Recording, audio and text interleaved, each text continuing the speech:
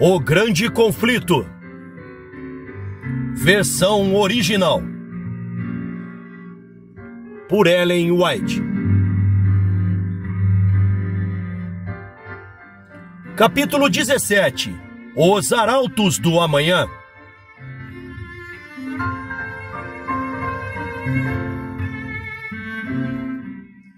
Uma das verdades mais solenes e mais gloriosas reveladas na Bíblia é aquela acerca da segunda vinda de Cristo para completar a grande obra da redenção.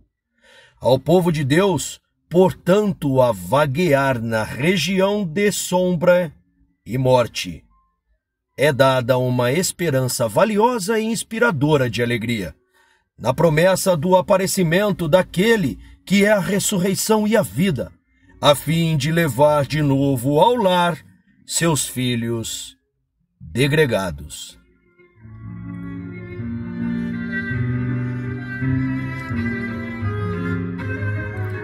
A doutrina do segundo advento é verdadeiramente a nota-chave das Sagradas Escrituras. Desde o dia quando o primeiro par volveu suas costas para o Éden, os filhos da fé têm esperado a vinda do prometido para romper o poder do destruidor e de novo levá-los de volta ao paraíso perdido. Os santos homens do passado olhavam avante para o advento do Messias em glória, como a consumação de sua esperança. Enoque, apenas o sétimo descendente daqueles que habitavam no Éden e que durante 3 séculos andou com Deus na terra, teve permissão para contemplar de longe a vinda do libertador. "Eis que é vindo o Senhor", declarou ele, "com milhares de seus santos para fazer juízo contra todos." Judas 14 e 15. O patriarca Jó, na noite de sua aflição, exclamou com inabelável confiança: "Eu sei que meu Redentor vive e por fim se levantará sobre a terra. Ainda em minha carne verei a Deus. Vê-lo-ei por mim mesmo, e aos meus olhos, e não outros o verão." Jó 19, 25 a 27.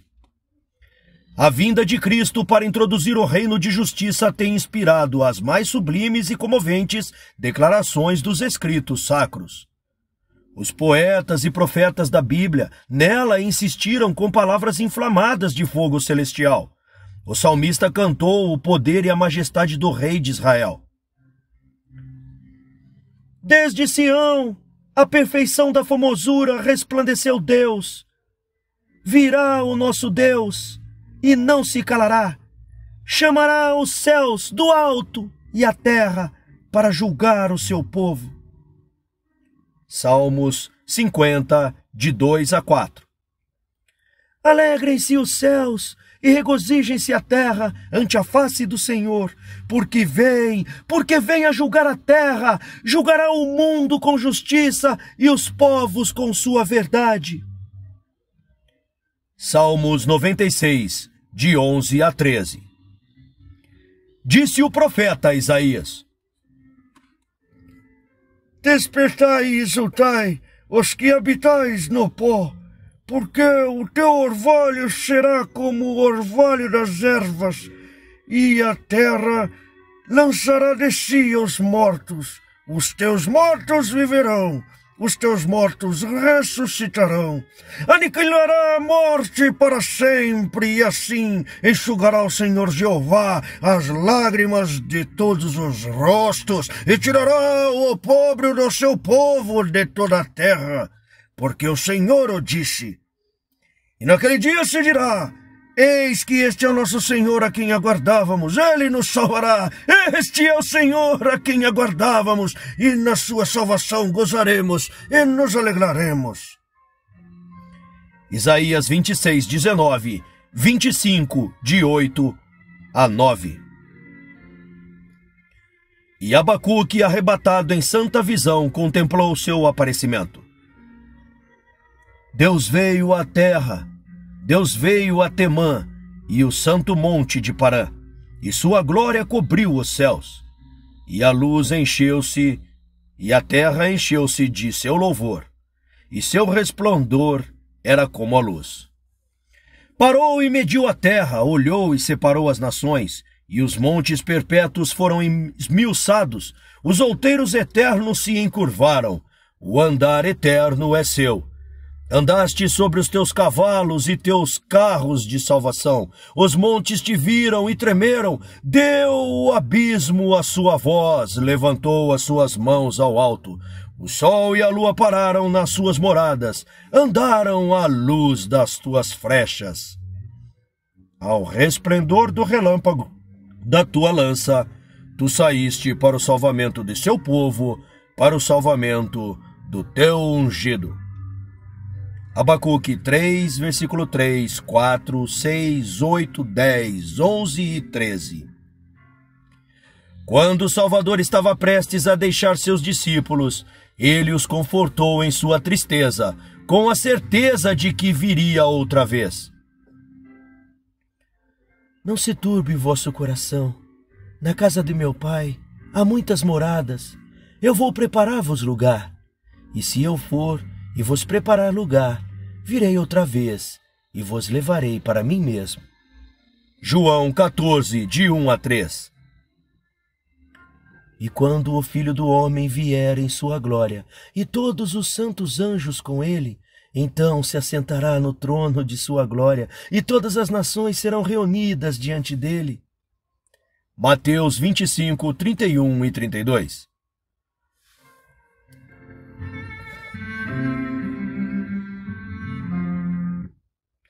Os anjos que se detiveram sobre o olivete após a ascensão de Cristo repetiram aos discípulos a promessa do seu retorno. Esse Jesus que dentre vós foi recebido em cima do céu, há de vir assim como para o céu o foi. Atos 1, 1. E o apóstolo Paulo, falando pelo Espírito de inspiração, testificou: O mesmo Senhor descerá do céu com alarido, e com voz de arcanjo, e com a trombeta de Deus. 1 Tessalonicenses 4,16. Diz o profeta de Pátimos: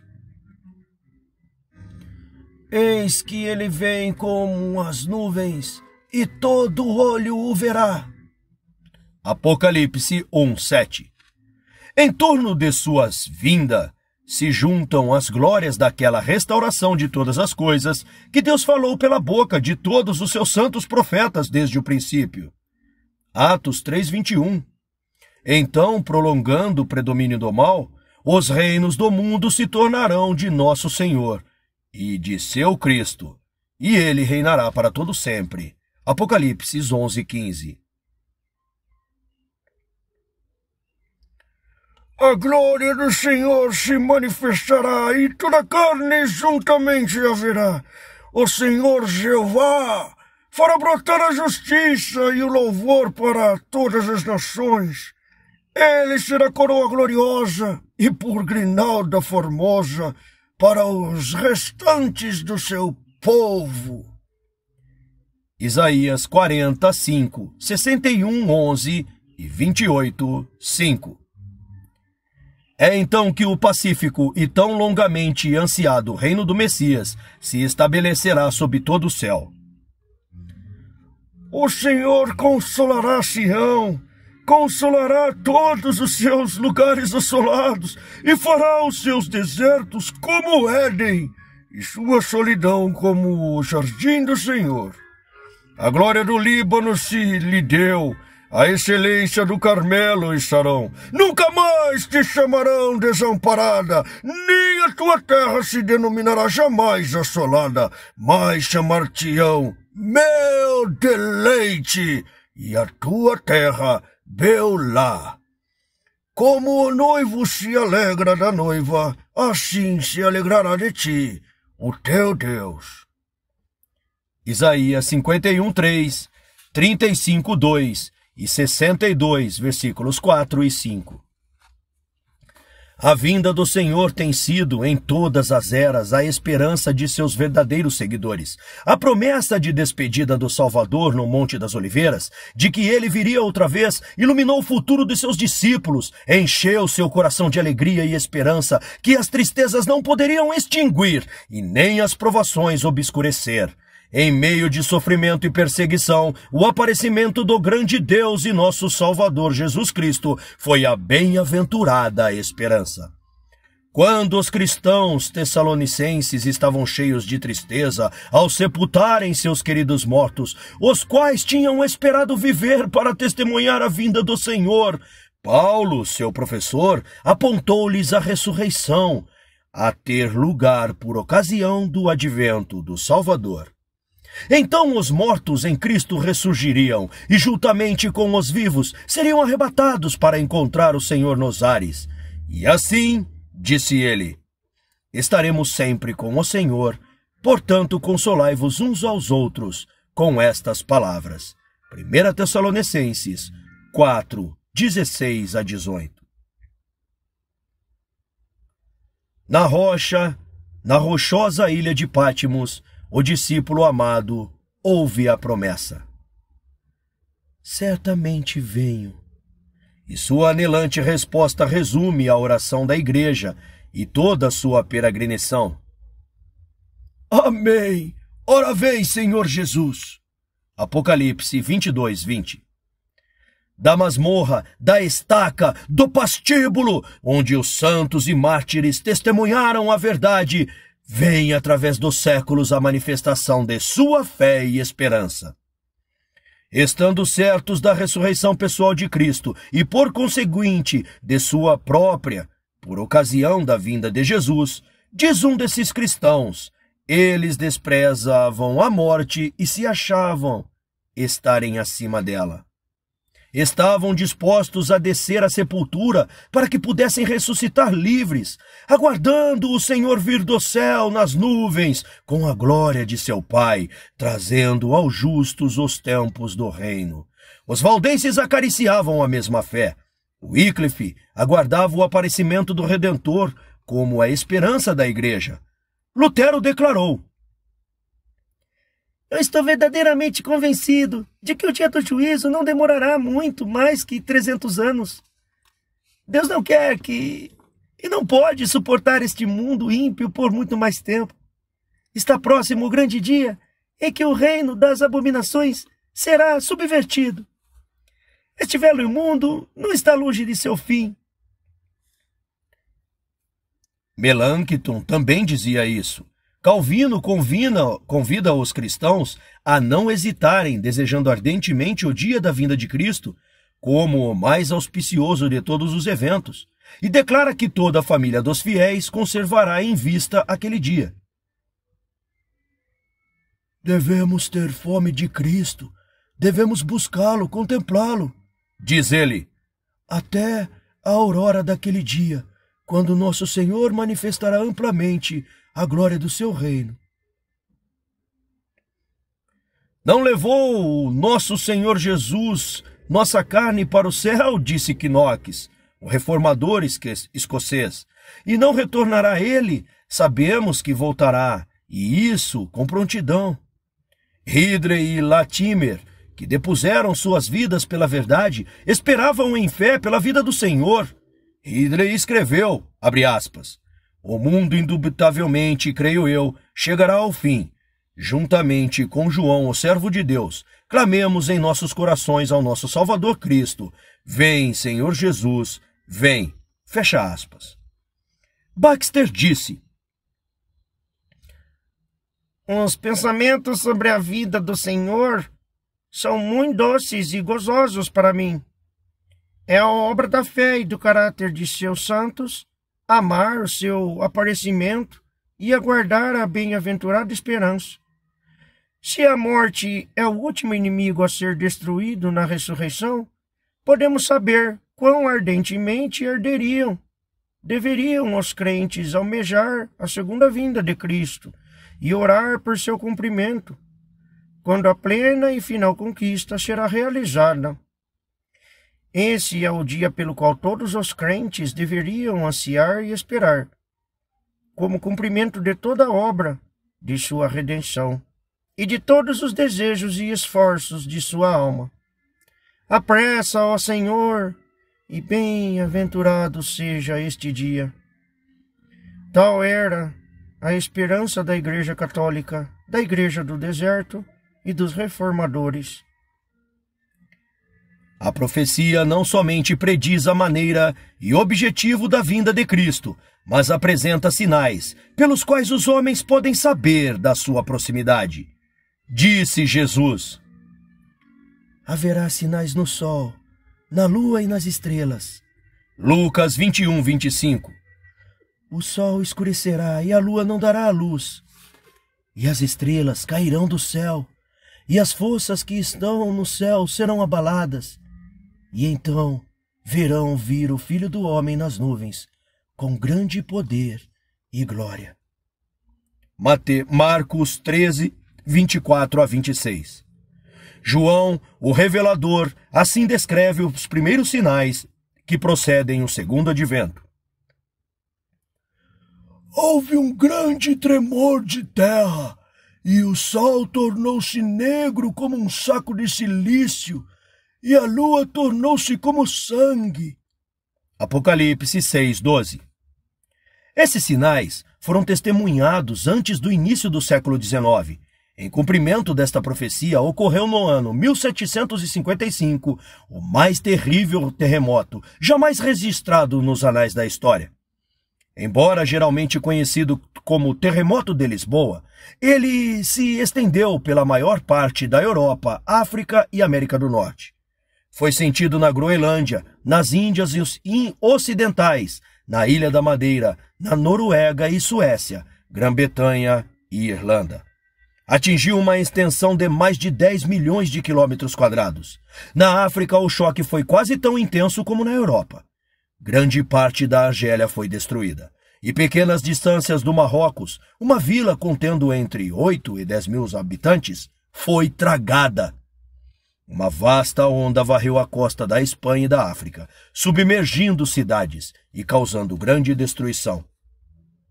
Foi na Espanha e em Portugal que o choque atingiu sua maior impetuosidade.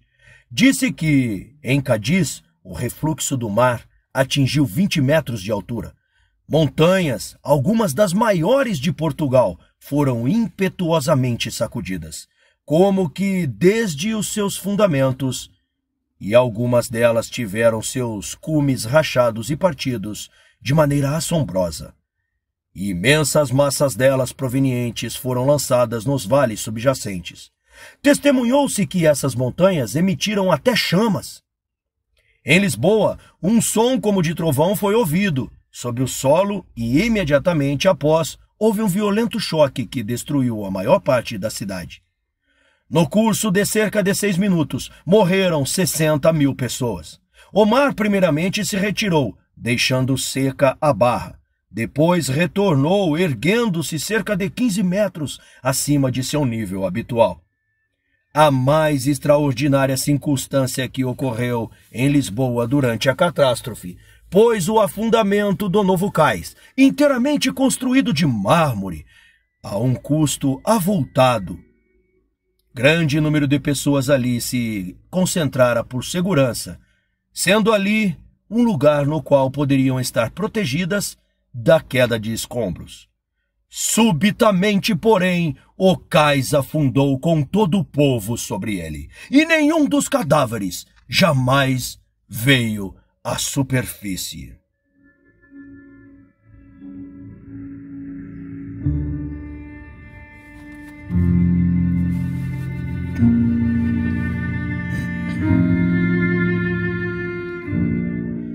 O choque do terremoto foi instantaneamente seguido pela queda de todas as igrejas e conventos, de quase todos os grandes edifícios públicos e da quarta parte das casas. Em cerca de 2 horas surgiram incêndios em diferentes quarteirões, e com tal fúria pelo espaço de quase 3 dias, que a cidade ficou completamente desolada. O terremoto ocorreu num dia santo, em que as igrejas e conventos estavam cheias de gente e muito poucos escaparam. O terror das pessoas era além do que se podia descrever. Ninguém chorava. A tragédia estava além das lágrimas.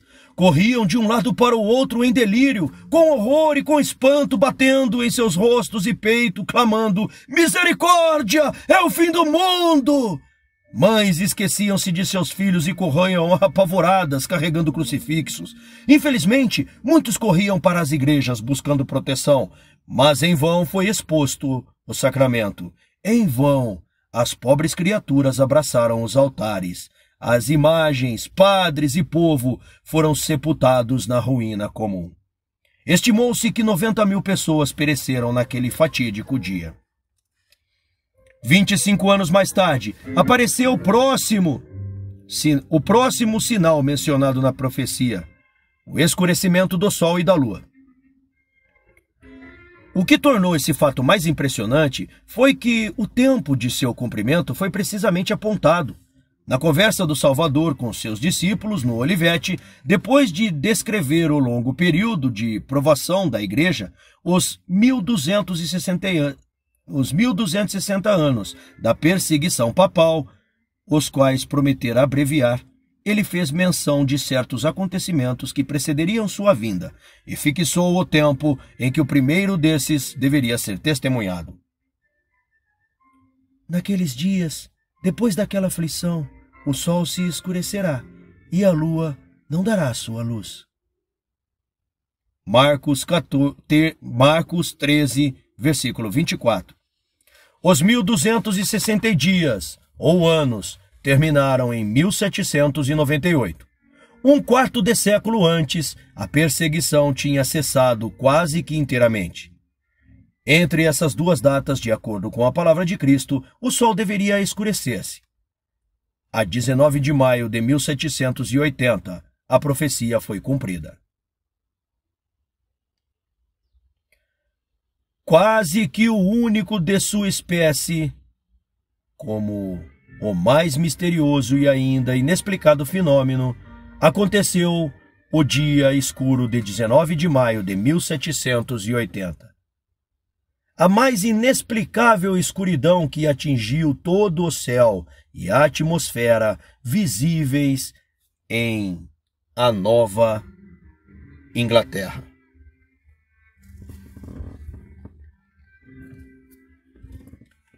Que a escuridão não se deveu a um eclipse é evidente do fato que a lua estava cheia. Ela não foi produzida por nuvens ou densidade atmosférica, pois em algumas localidades atingidas pela escuridão, o céu estava tão claro que as estrelas podiam ser vistas. Com relação à incapacidade da ciência de indicar uma causa satisfatória para essa manifestação, o astrônomo Herschel declarou: "O dia escuro da América do Norte foi um daqueles maravilhosos fenômenos da natureza que a filosofia fica confusa ao tentar explicar." A amplitude da escuridão também foi notável. Ela foi observada nas mais orientais regiões da Nova Inglaterra, em direção ao oeste, na mais distante parte de Connecticut e em Albany, Nova York. Para o sul, o fenômeno foi constatado em toda a costa marítima, para o norte, até onde as povoações americanas se estendiam. O negror provavelmente ultrapassou esses limites, mas os exatos termos nunca foram positivamente conhecidos. Com respeito à sua duração, ela perdurou na vizinhança de Boston por pelo menos 14 ou 15 horas. A manhã estava clara e agradável, mas por volta de 8 horas foi observado algo incomum no sol. Não havia nuvens, mas o ar estava pesado e com aparência esfumaçada, e o sol apresentando uma tonalidade amarelo pálida, e logo se foi tornando mais e mais escuro até ocultar-se totalmente de vista. Houve escuridão da meia-noite em pleno meio-dia. O ocorrido causou intenso alarme e aflições às multidões, bem como horror a toda a criação. As aves domésticas recolheram-se desnorteadas aos seus poleiros e os pássaros aos seus ninhos. O gado retornou aos seus estábulos, as rãs começaram a coachar e os falcões noturnos a crocitar. Os galos cantavam como na alvorada. Os fazendeiros foram forçados a deixar seu trabalho no campo. Os negócios foram todos suspensos e velas acendidas nas residências. A Assembleia Legislativa de Connecticut estava em sessão na cidade de Hartford, mas foi incapaz de dar prosseguimento aos trabalhos. Tudo tinha aparência e as trevas da noite.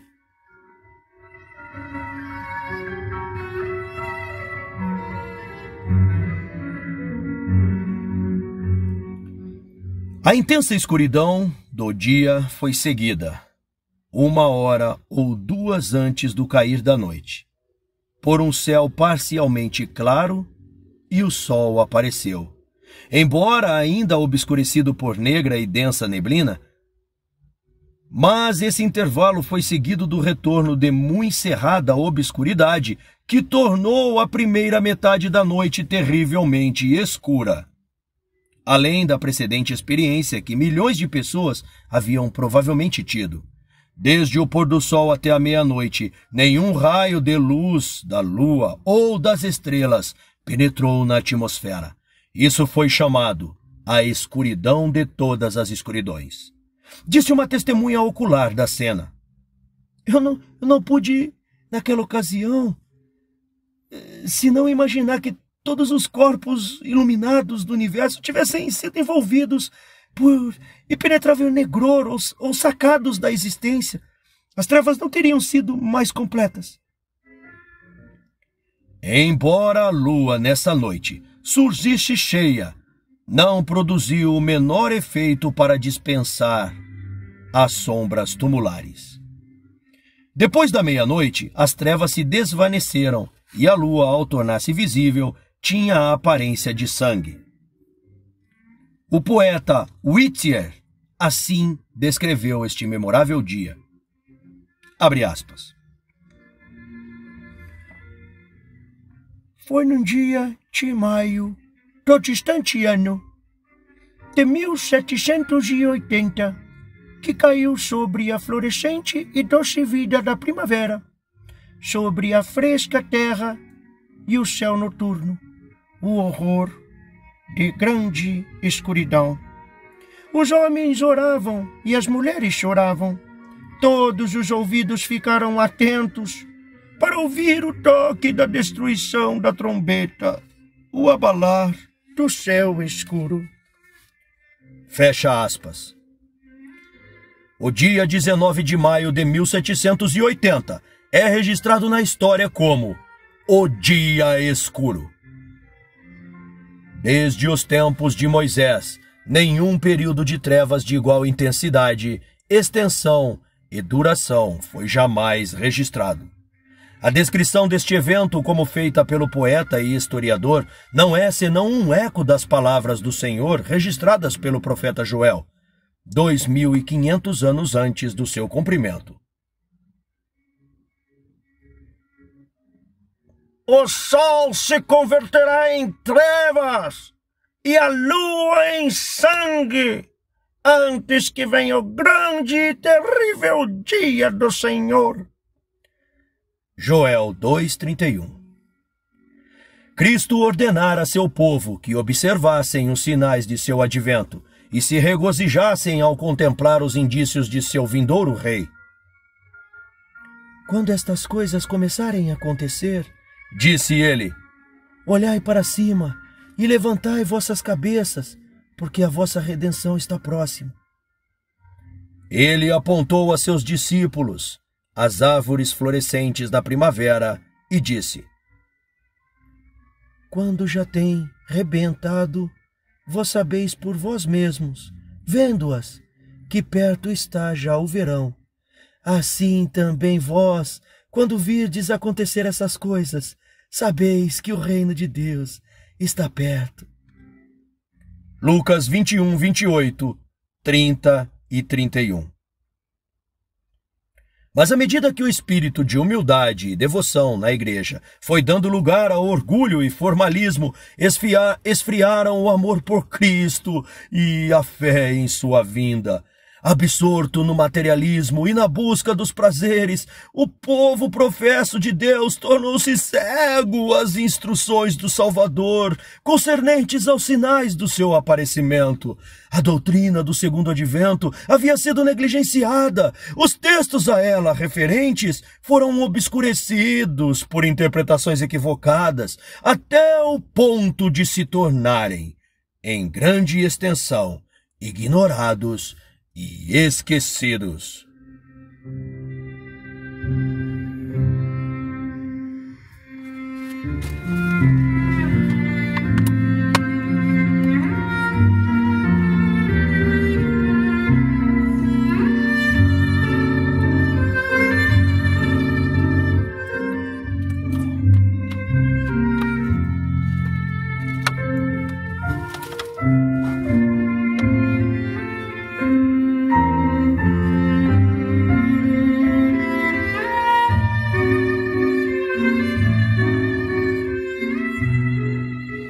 Foi este especialmente o caso nas igrejas da América. A liberdade e o conforto desfrutados por todas as classes da sociedade, o ambicioso desejo de riquezas e luxo, gerando uma absorvente devoção ao ganho de dinheiro, a ávida busca de popularidade e poder, que pareciam estar ao alcance de todos, levavam os homens a centralizar seus interesses e esperanças nas coisas desta vida e colocar num futuro muito distante esse solene dia, quando a presente ordem de coisas irá passar. Quando o Salvador chamou a atenção de seus seguidores para os sinais de sua volta, predisse o estado de deteriorização espiritual que haveria de existir justamente antes de seu segundo advento. Haveria, como nos dias de Noé, a atividade e agitação dos negócios mundanos e busca de prazeres. Comprar, vender, plantar, edificar, casar, dar-se em casamento, com o esquecimento de Deus e da vida futura. Para aqueles que viverem neste tempo, a admoestação de Cristo é: olhai por vós.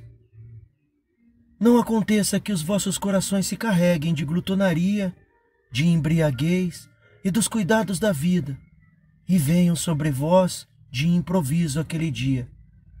Vigiai, pois, em todo o tempo, orando para que sejais havidos por dignos de evitar todas estas coisas que hão de acontecer e de estar em pé diante do Filho do Homem. Lucas 21, 34 e 36. A condição da igreja neste tempo é indicada pelas palavras do Salvador, registradas no Apocalipse. Tens nome de que vives e está morto. E aos que se recusam despertar de seu descuidoso sentimento de segurança, é dirigido este aviso solene. Se não vigiares, virei a ti como ladrão, e não saberás a que hora sobre ti virei. Apocalipse 3, versículos 1 e 3. Era necessário que os homens fossem despertados para o perigo que correriam, que se erguessem com o intuito de se preparar para os solenes acontecimentos conectados ao encerramento do tempo da graça. Declara o profeta de Deus: o dia do Senhor é muito grande e muito terrível. Quem poderá sofrê-lo?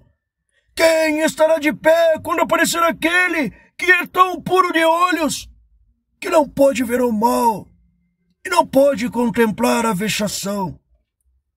Joel 2:11, Abacuque 1:13. Para os que clamam: Deus meu, nós te conhecemos, e não obstante tenho traspassado o seu concerto, e se apressaram após outro Deus. Oséias 8:2 e 1, Salmos 16, versículo 4, ocultando a iniquidade no coração e amando os caminhos da injustiça, para esses os dias do Senhor serão trevas e não luz. completa escuridade, sem nenhum resplendor. Amós 5:20.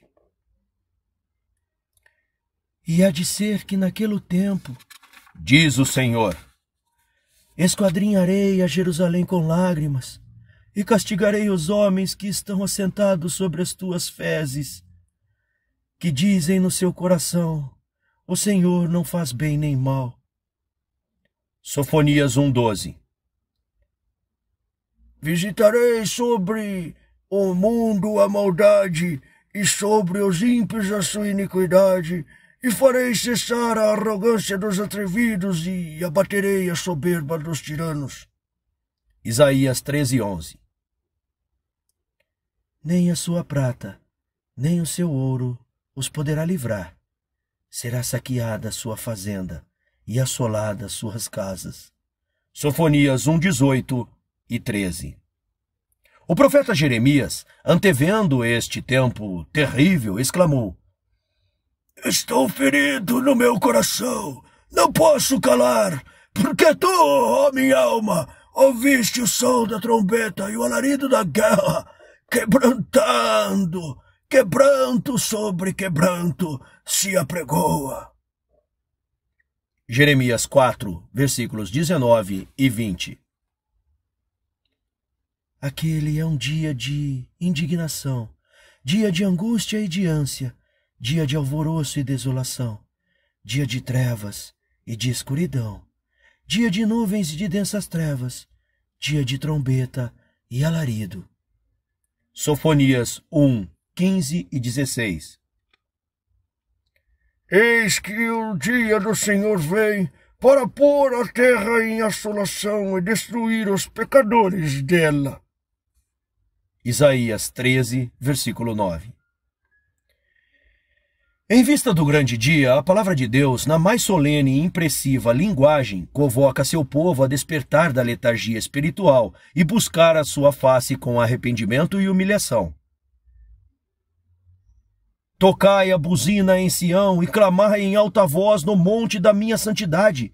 Perturbem-se todos os moradores da terra, porque o dia do Senhor vem, e ele está perto. Santificai em jejum, proclamai um dia de proibição, congregai o povo, santificai a congregação, ajuntai os anciãos, congregai os filhinhos.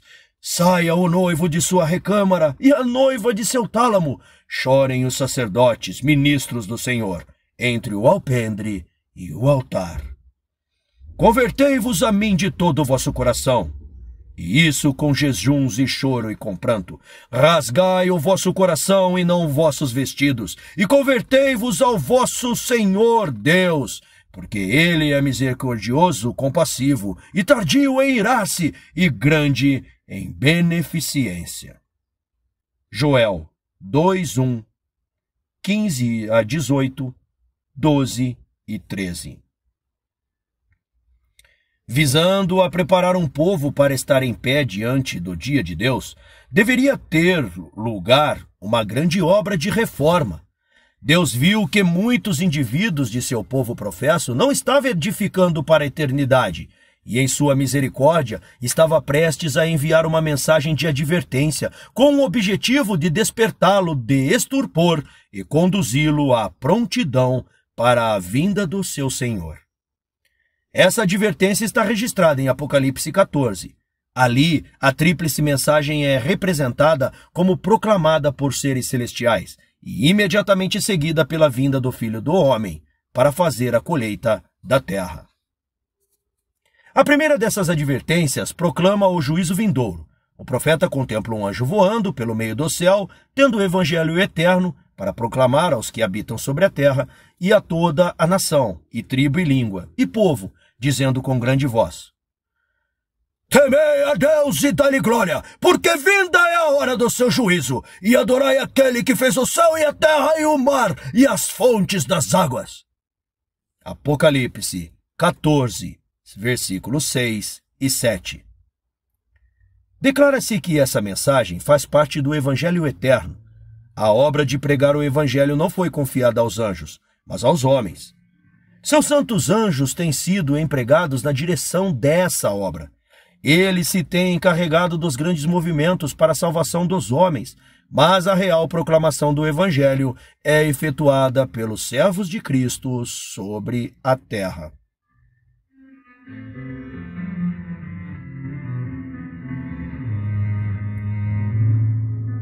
Homens fiéis que eram obedientes aos estímulos do Espírito de Deus e aos ensinos de sua palavra deviam proclamar essa advertência ao mundo. Eles eram aqueles que haviam dado ouvidos à segura palavra dos profetas, à luz que ilumia em lugar escuro até que o dia esclareça e a estrela da alva apareça. 2 Pedro 1,19. Tinham estado a buscar conhecimento de Deus, mais do que todos os tesouros escondidos, considerando-o melhor do que a mercadoria de prata e a sua renda do que o ouro mais fino. Provérbios 3,14. E o Senhor lhes revelou grandes coisas do reino. O segredo do Senhor é para os que o temem, e ele lhes fará saber o seu conserto. Salmos 25:14. Não foram os líderes da igreja que tiveram compreensão dessa verdade e se empenharam em sua proclamação. Tivesse eles sido sentinelas fiéis, pesquisando as Escrituras com diligência e oração, e teriam conhecido o tempo da noite, as profecias lhes teriam descortinado os eventos prestes a ter lugar. Eles, porém, não ocuparam sua posição, e a mensagem foi dada por outra classe. Disse Jesus: andai enquanto tendes luz, para que as trevas não vos apanhem. João 12:35. Os que se afastam da luz de Deus, a luz que Deus lhes deu, ou quem negligenciam buscá-la quando está ao seu alcance, são deixados em trevas. Declara, porém, o Salvador: aquele que me segue não andará em trevas, mas terá a luz da vida. João 8:12. Quem quer que esteja com simplicidade de propósito, atendendo sinceramente à luz já recebida, receberá maior luz. Será enviada a essa alma alguma estrela de radiância celestial para guiá-la em toda a verdade.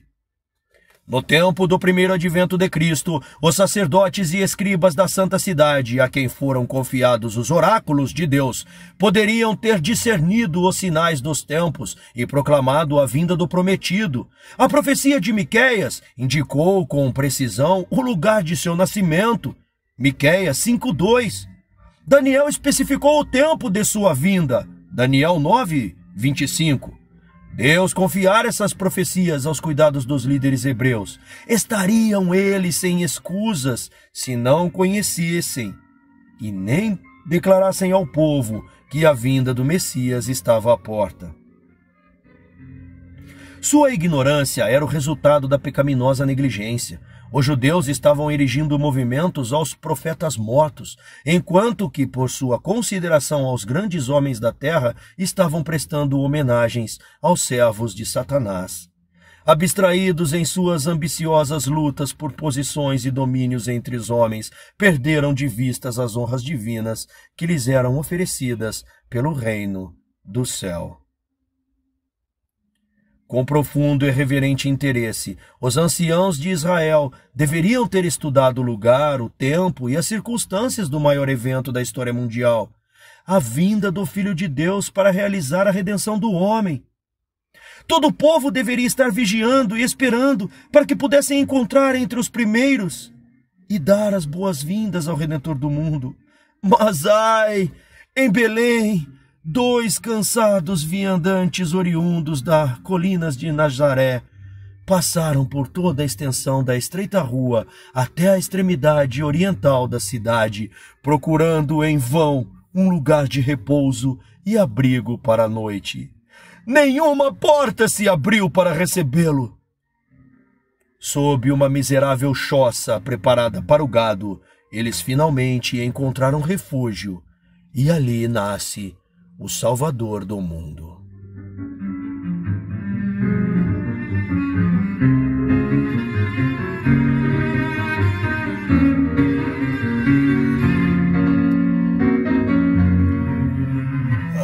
anjos celestiais haviam contemplado a glória que o Filho de Deus partilhava com o Pai antes que o mundo existisse, e desejado com intenso interesse o seu aparecimento na terra como um evento repleto de imensa alegria para todo o povo. Foram designados anjos para levar as alegres novas àqueles que estavam preparados para recebê-las e que alegremente as tornariam conhecidas aos habitantes da terra. Cristo havia se humilhado ao tomar sobre si a natureza do homem. Deveria ele suportar um peso infinito de desgraças ao fazer de sua alma oferta pelo pecado. Entretanto, os anjos desejavam que mesmo em sua humilhação, o Filho do Altíssimo pudesse aparecer diante dos homens com dignidade e glória à altura de seu caráter. Reunir-se-iam, porventura, os grandes homens da terra na capital de Israel para saudar sua vinda? Apresentá-lo-iam legiões de anjos à multidão expectante? Um anjo visita a terra a fim de ver quais os que se encontram preparados para saudar Jesus. Não pode, porém, distinguir algum sinal de expectação. Não houve voz alguma de louvor e triunfo, falando que o tempo da vinda do Messias está próximo. O anjo para por um tempo sobre a cidade escolhida, e o templo onde a presença divina havia se manifestado durante séculos. Mas mesmo ali, nota ela mesma indiferença. Os sacerdotes, em sua pompa e orgulho, estão oferecendo sacrifícios poluídos no templo. Os fariseus estão sermoneando para o povo em altas vozes ou fazendo presunçosas orações nas esquinas das ruas, nos palácios reais, nas assembleias dos filósofos, nas escolas rabínicas. Todos estão, da mesma forma, desatentos ao maravilhoso fato que encheu todo o céu de alegria e louvor, de que o Redentor dos homens está prestes a aparecer na terra.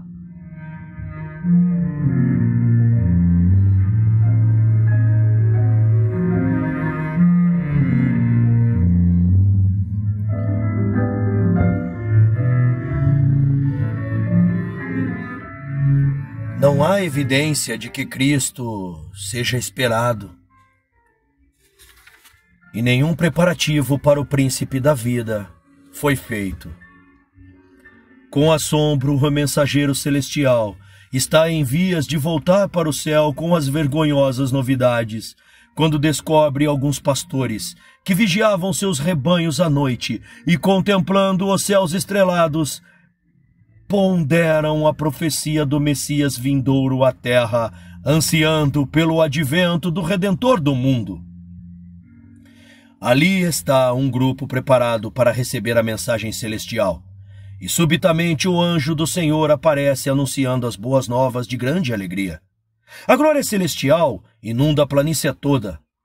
A inumerável multidão de anjos se apresenta, e como se a alegria fosse tão imensa para um só mensageiro trazê-la do céu, uma multidão de vozes prorrompe um hino que todas as nações dos salvos haverão de entoar um dia.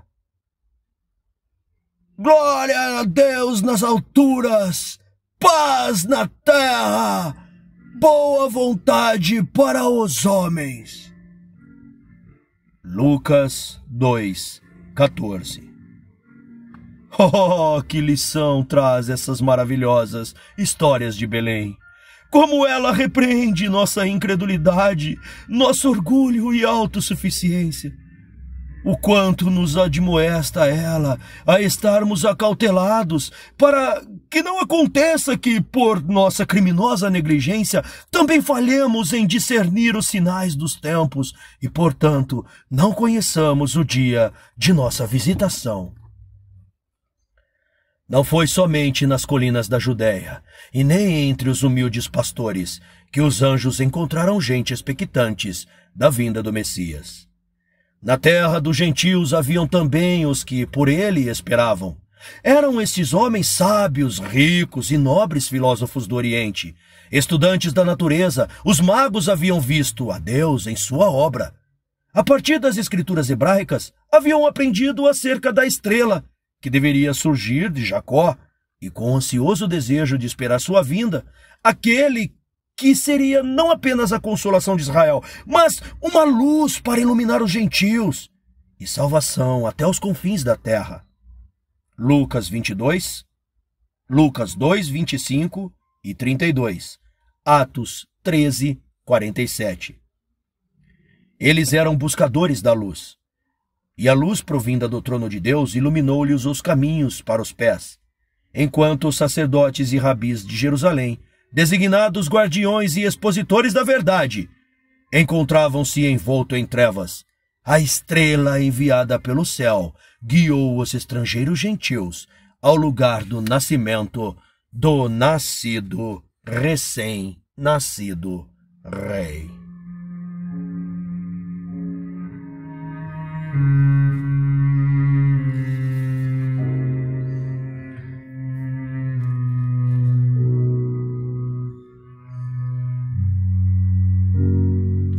É para os que o aguardam para a salvação.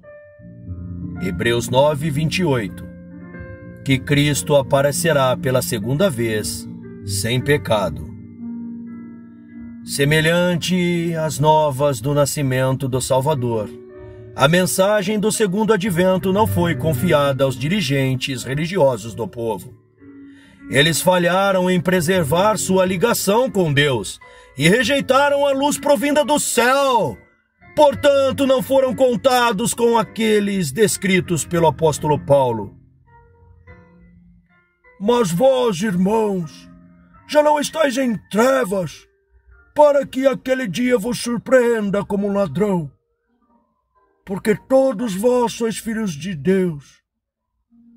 Todos vós sois filhos da luz e filhos do dia. Nós não somos da noite, nem das trevas. 1 Tessalonicenses 5, versículos 4 e 5. Os atalaias sobre os muros de Sião deveriam ter sido os primeiros a entender as novas do advento do Salvador.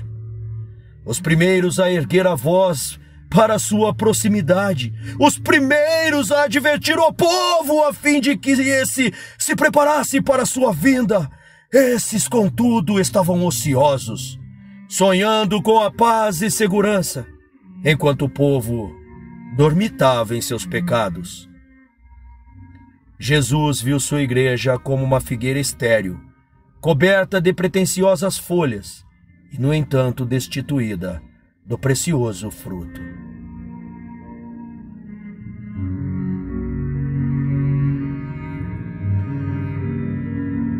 Havia uma jactanciosa observância das formas religiosas, enquanto o espírito da verdadeira humildade, penitência e fé, que unicamente das graças do Espírito havia manifesto orgulho, formalismo, vanglória, egoísmo e opressão.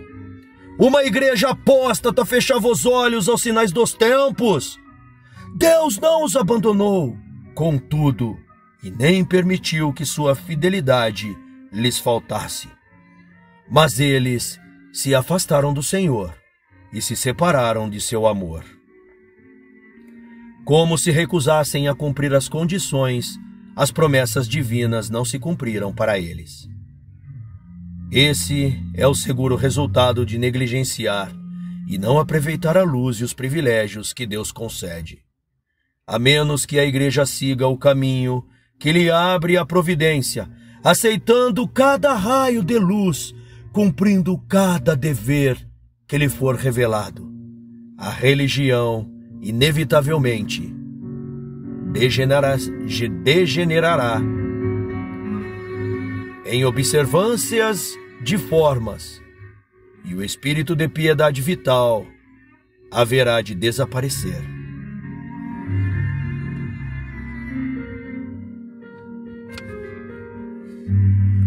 Essa verdade foi repetidamente ilustrada na história da igreja. Deus requer de seu povo obras de fé e obediência, correspondentes a bênçãos e privilégios conferidos. A obediência requer sacrifício e envolve uma cruz. E esse é o motivo por que tantos os professos seguidores de Cristo se recusam a receber a luz do céu, e como os judeus dos passados não conhecem o tempo de sua visitação. Lucas 19:44.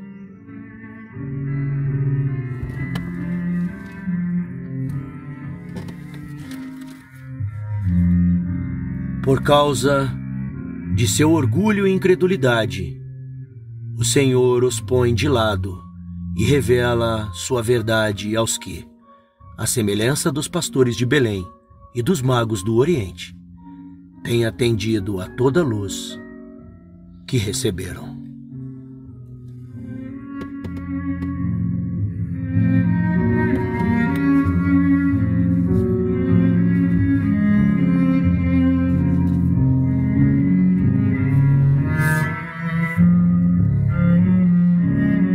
Obrigado por ouvir. Deus vos abençoe. Deixe o like, compartilhe o canal. Ajude-nos a enganjar mais pessoas a essa leitura. Continuamos no próximo capítulo. Até lá.